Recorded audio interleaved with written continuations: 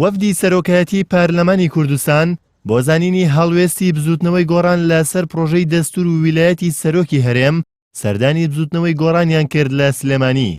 دوای کۆبوونەوەکە نەوشیروان مستەفا ڕێخەری گشتی بزوتنەوەی گۆڕان هەڵوێستی بزوتنەوەی گۆڕانی لەبارەی سیستمی سیاسی هەرێمی کوردستان خستە ڕوو ئاماژەی بەوە کرد باشترین سیستەم بۆ هەرێمی کوردستان سیستمی پەرلەمانیە.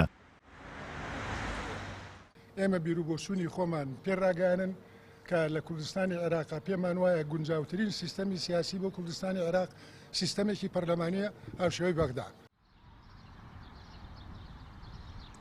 سەرۆکایەتی پەرلەمانی کوردستان لەبارەی پرۆژەی دەستور و کۆتایی هاتنی ویلایەتی سەرۆکی هەرێم سەردانی لایەنە سیاسیەکان دەکات و تا ئێستاش لەگەڵ یەکگرتوو کۆمەڵی ئیسلامی کۆبۆتەوە و بڕیارە هەفتەی داهاتوو لەگەڵ پارتی و یەکێتیدا کۆ ببنەوە.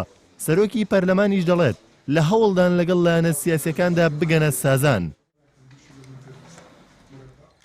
پەرلەمانی کوردستان و لایەنە سیاسیەکان و فراکسیۆنەکانی پەرلەمان ئەم بابەتانە هەوڵەدەن لە ڕێگای سازان و لێکتێگەیشتن چارەسەر بکەن بۆ ئەوەی لە داهاتووە بتوانین بە شێوەیەکی یاساییانە ئەو پرسانی کە هەن چارەسەر ببن.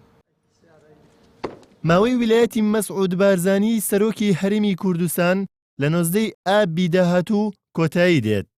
بەپێی یاسای درێژکردنەوەی ویلایەتی سەرۆکی هەرێمی کوردستانیش کە پەرلەمانی کوردستان لە 3 حوزەیرانی 2013دا دەری کرد بارزانی ناتوانێت خۆی بۆ ئەو پۆستە کاندید بکاتەوە. بۆ چارەسەرکردنی ئەو پرسەش زۆرینەی لایەنە سیاسیەکان جەخت لەسەر سازان و ڕێکەوتن دەکەن. گۆران عەبدوڵڵا، NRT سلێمانی.